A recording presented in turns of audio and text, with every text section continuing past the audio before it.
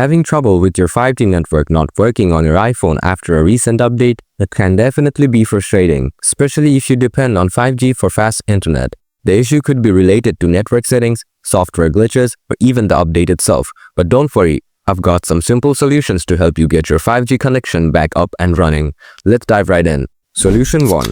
Refresh your mobile network. Sometimes a quick refresh can help get things back on track. Open the Settings app on your iPhone. Toggle airplane mode on. Wait a few seconds, then toggle it off again. This simple action will refresh your network connection. Solution 2.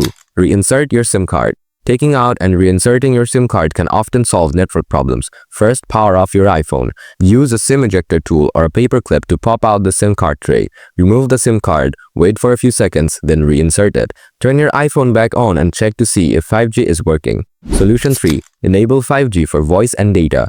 Make sure your iPhone is set up to use 5G for both voice and data. Open the Settings app. Tap on Cellular. Tap on Cellular Data Options. Tap on Voice and Data. Select 5G on to prioritize 5G for both voice and data. Make sure to choose 5G only, not auto. If you pick auto, it may switch from 5G to 4G. Solution 4. Check your career settings. Updating your career settings can fix network-related issues. Open Settings on your iPhone.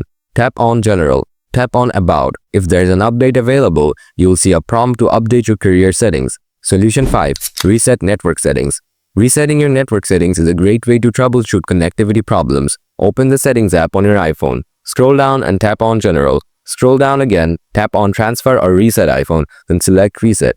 Choose Reset Network Settings and confirm your decision.